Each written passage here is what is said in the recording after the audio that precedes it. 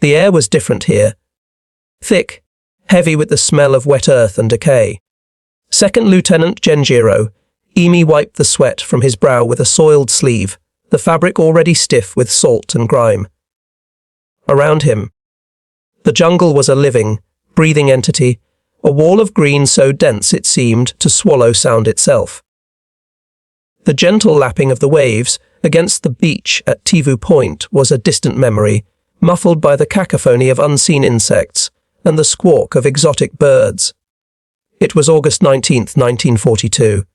He, along with 916 other men of Colonel Kiyonao Ichiki's detachment, had landed under the cover of darkness from their destroyers.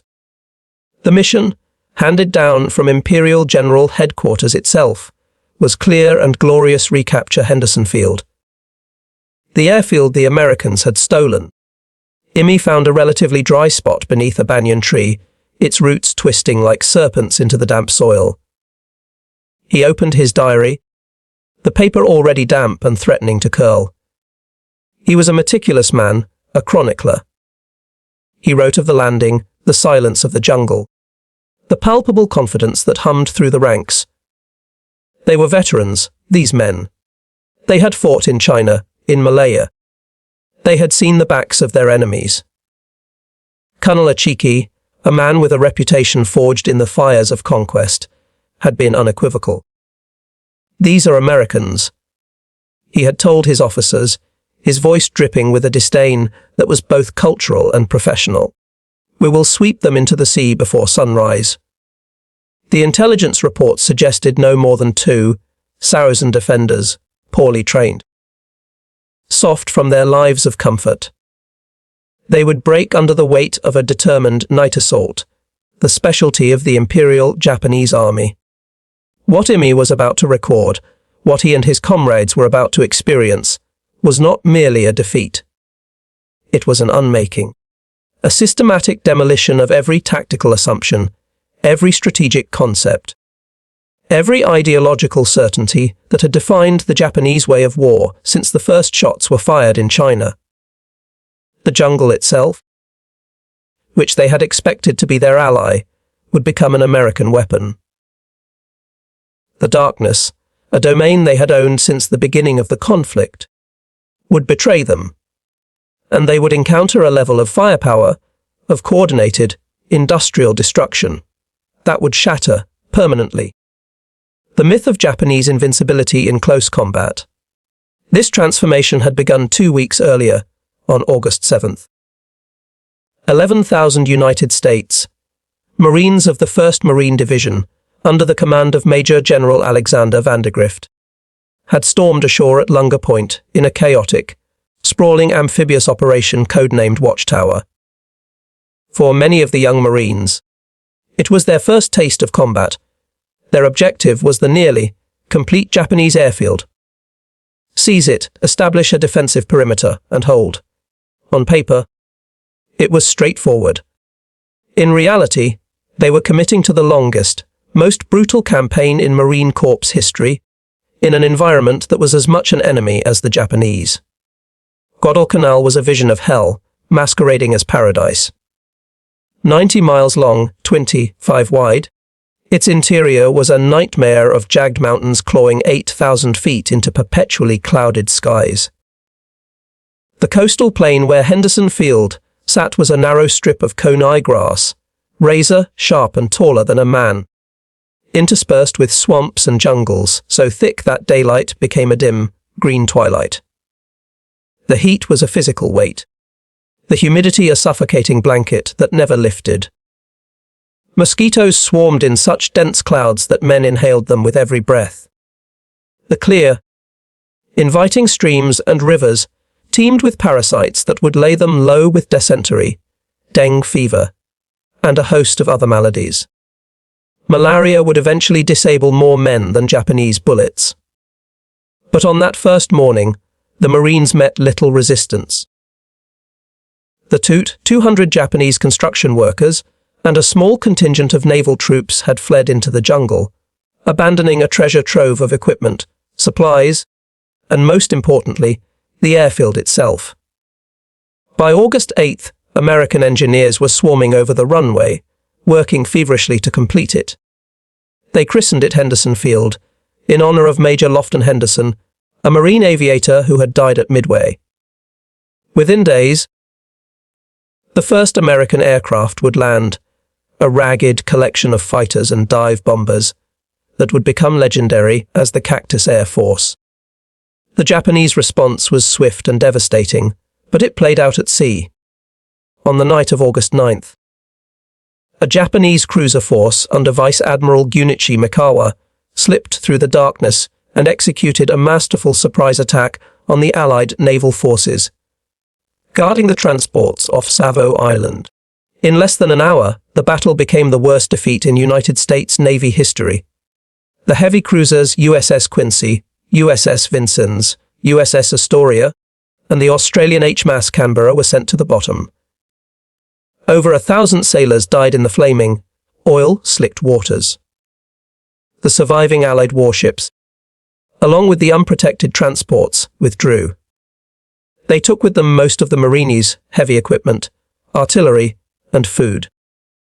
Vandergrift's men were stranded, cut off, and facing a reinforced enemy, with barely half of what they needed to survive.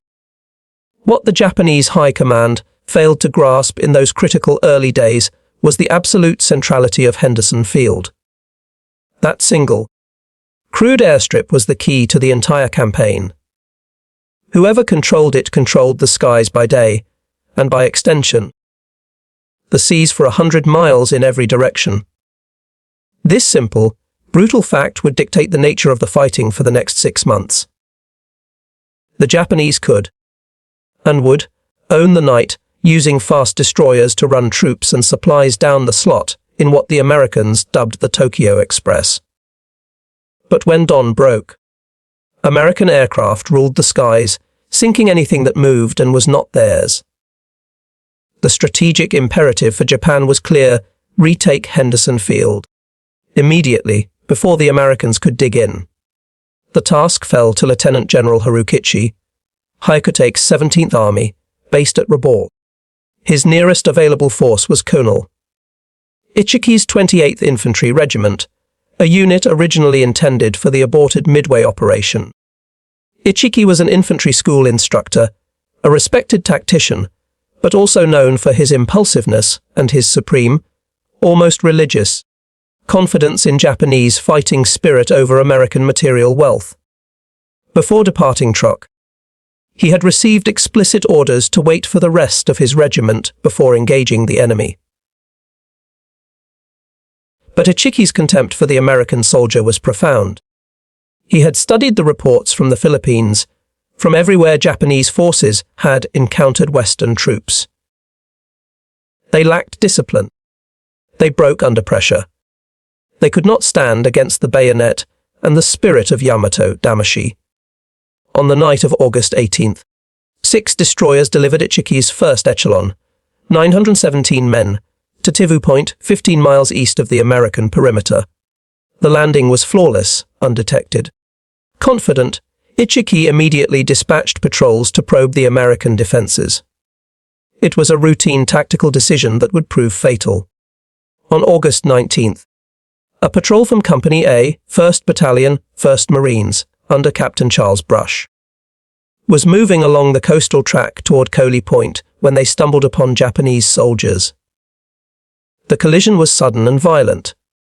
In a sharp, brutal firefight, the Marines killed 31 Japanese and, more importantly, captured a map case containing documents that revealed not only the presence of a significant enemy force, but also the shocking fact that the Japanese believed American strength to be only about 2,000 men.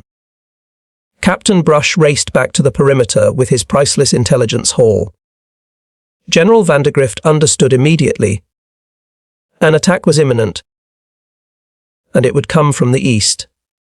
He ordered Colonel Clifton B. Cates to strengthen the defences along the natural choke point at the mouth of the Ilu River.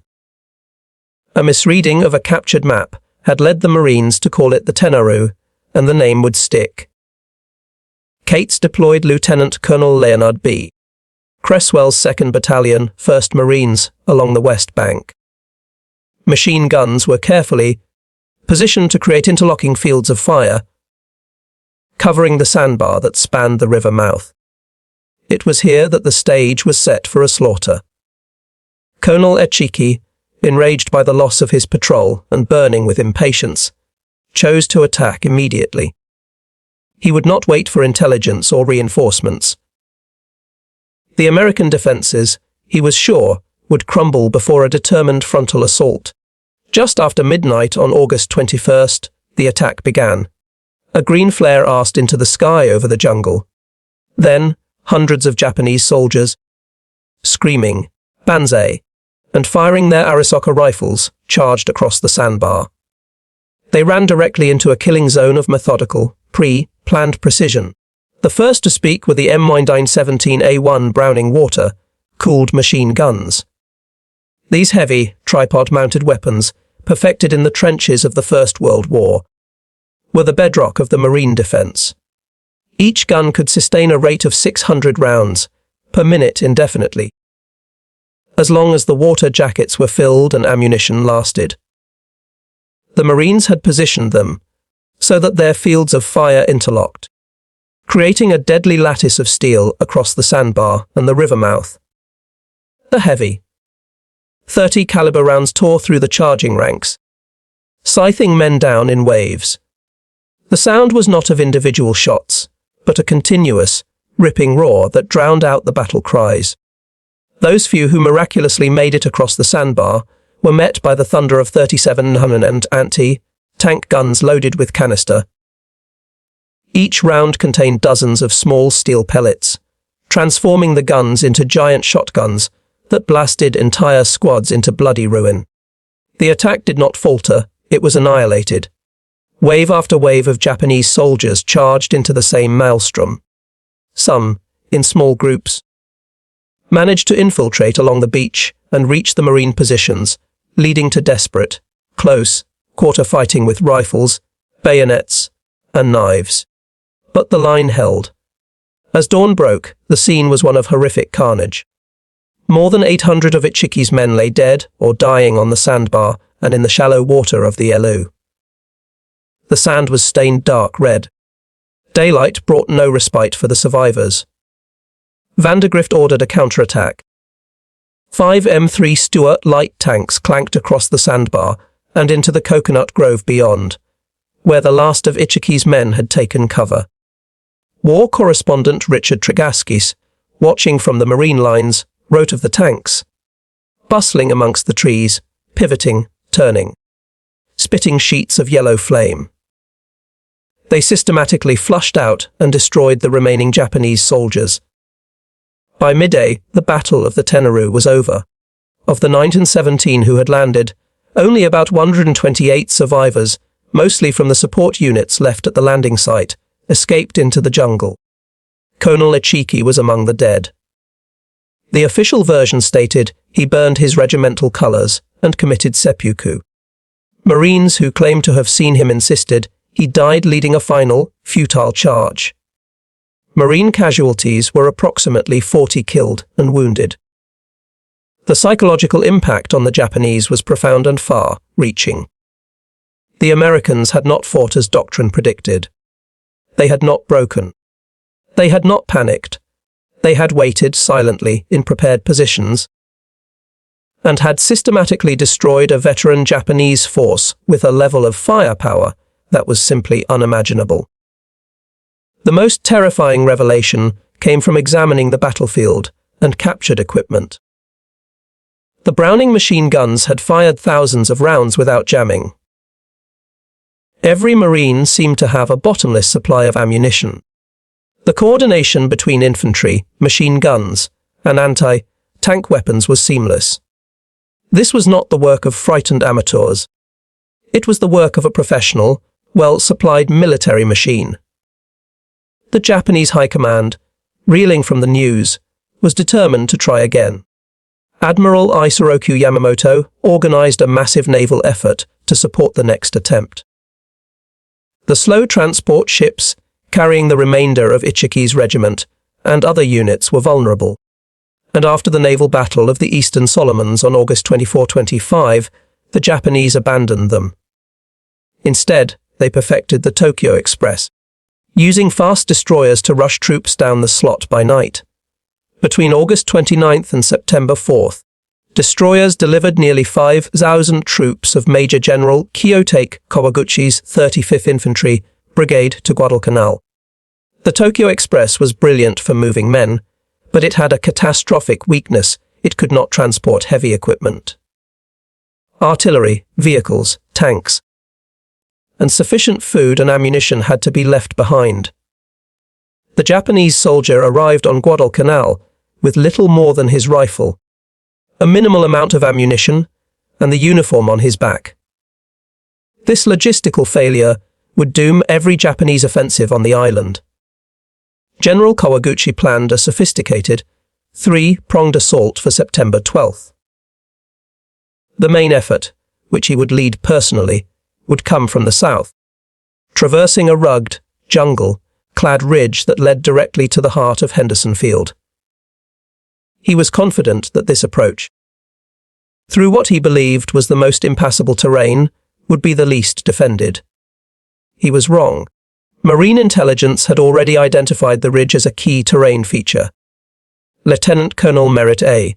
Red Mike Edson, commander of the 1st Raider Battalion, had conducted an aggressive raid on Tasimboko village on September 8th, uncovering massive supply dumps that confirmed a large Japanese force was concentrating to the south. Edson immediately grasped the enemy's intent. He convinced a skeptical Vandegrift to let him establish a defensive line along the ridge.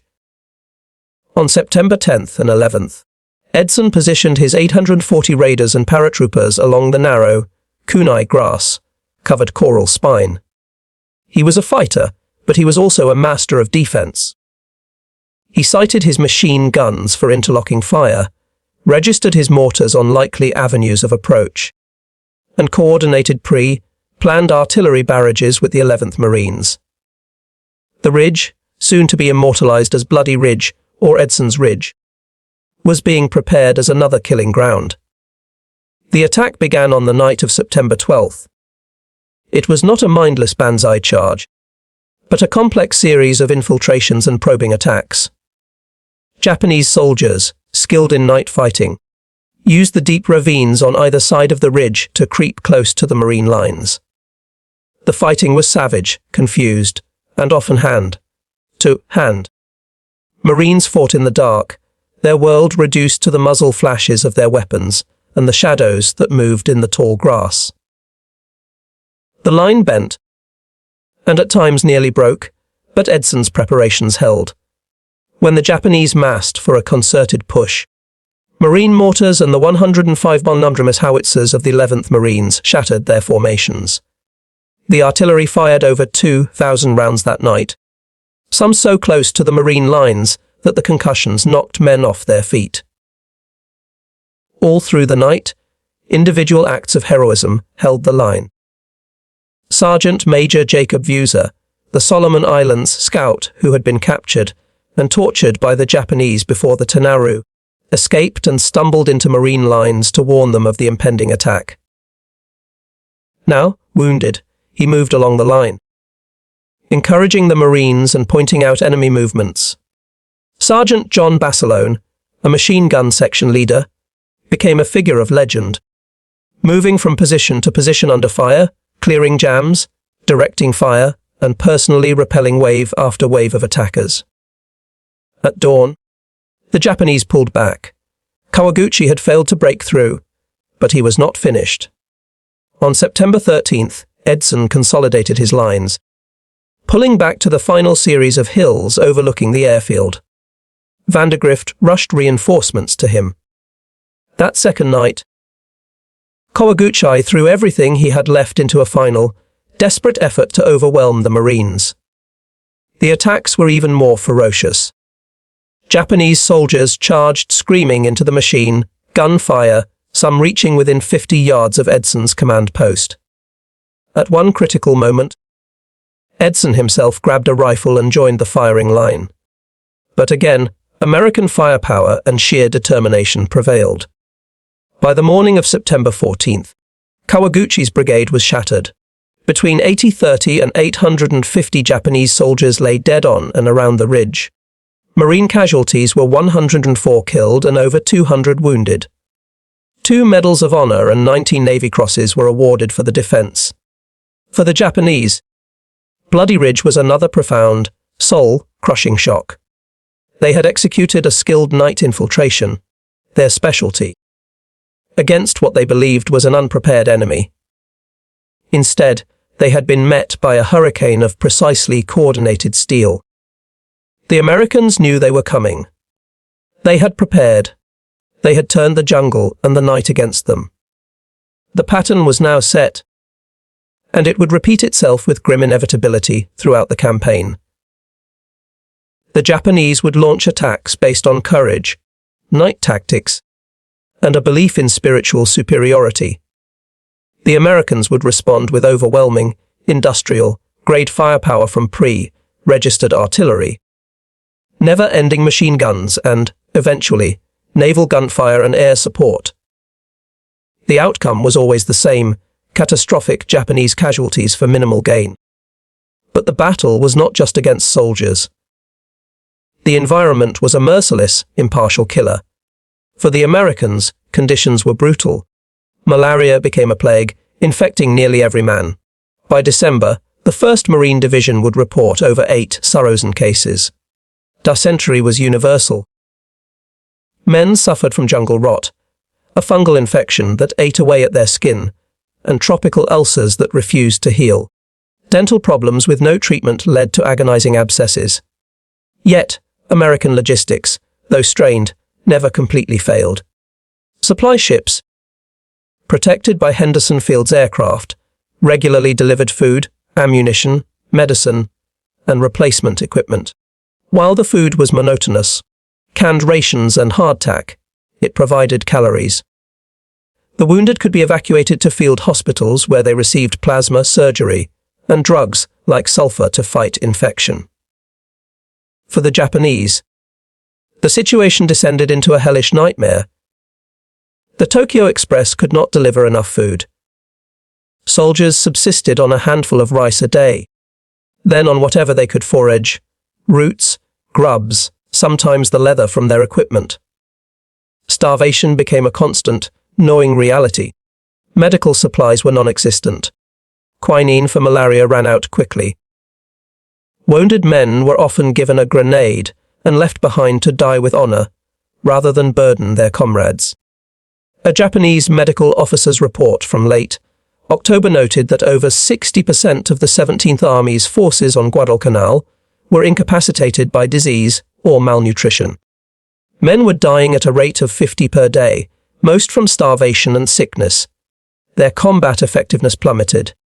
In late October, the Japanese mounted their largest, most coordinated offensive. General Hyakutake himself came to the island to command. He brought elements of the veteran 2nd Division, and for the first time, managed to land some artillery. The plan was complex, with attacks from the west and the main effort, again, from the south. The offensive began on October 23rd with an attack across the Matanikau River, supported by 9 rare Japanese tanks.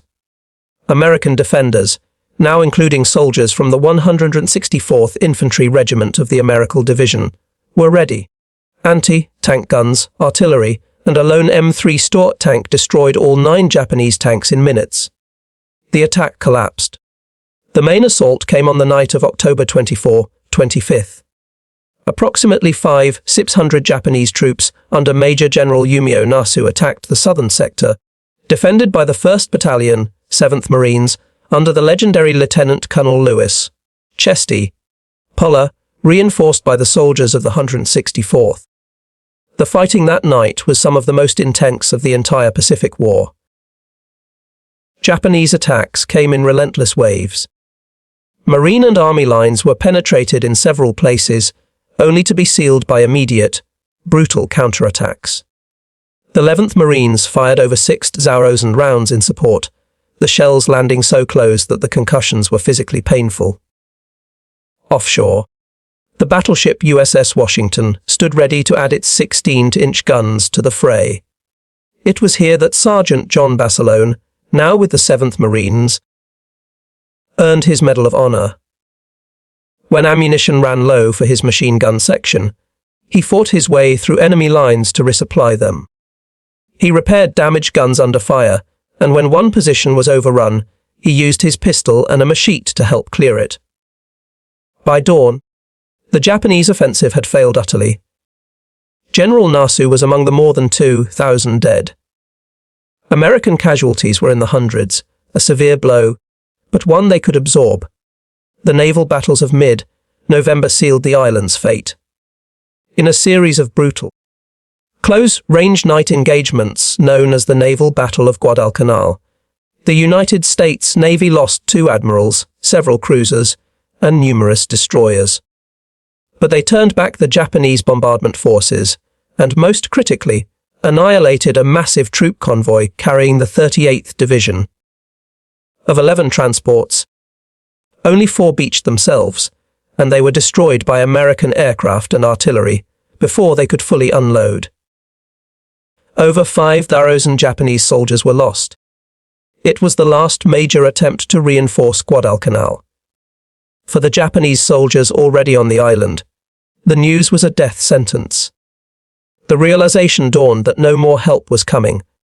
The slow, agonizing collapse accelerated. Diaries from this period tell a harrowing tale of despair. Entries describe rice rations reduced to a single ball per day, then to nothing. Men eating grass, bark, and poisonous plants. The dead were left unburied because no one had the strength. The proud imperial army was disintegrating into a mob of starving, diseased wraiths. In December, the Japanese command at Rabaul made the only decision left. They would evacuate. They could not publicly admit defeat, but to continue was to witness the complete destruction of the 17th Army. In a remarkably well-executed operation in early February 1943, Japanese destroyers extracted 652 surviving soldiers over 3 nights. It was a brilliant tactical success, but it could not mask the strategic catastrophe.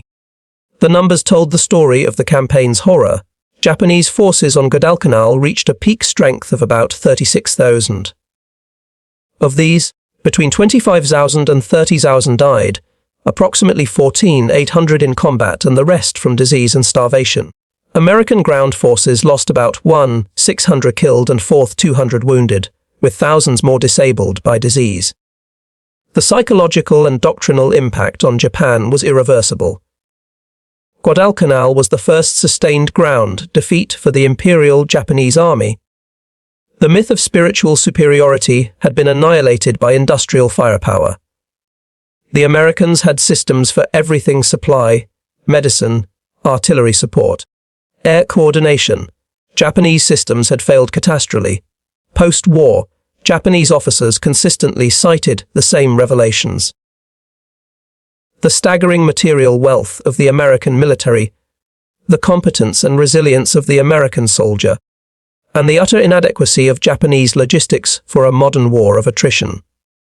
For the Americans, Guadalcanal was a brutal, costly, but ultimately triumphant proving ground. It shattered the myth of Japanese invincibility. It validated Marine Corps' amphibious doctrine and combined arms tactics. It demonstrated that American soldiers and Marines could not only endure the worst conditions imaginable, but could also defeat a fanatical and skilled enemy. The jungle of Guadalcanal had been the crucible.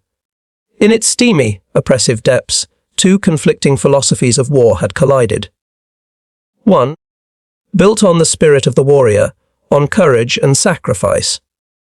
The other, built on the power of industry, on logistics and coordinated destruction. The outcome proved that in the modern age, courage alone was not enough. It had to be backed by the relentless, systematic, and overwhelming application of force. The Japanese soldiers who survived carried with them the terror not of death, but of this realization that they were fighting an enemy whose resources were infinite, whose production lines never stopped, and whose will to win was as formidable as their own. The terminus of the Tokyo Express on Guadalcanal was not just the loss of an island. It was the beginning of the end for an empire.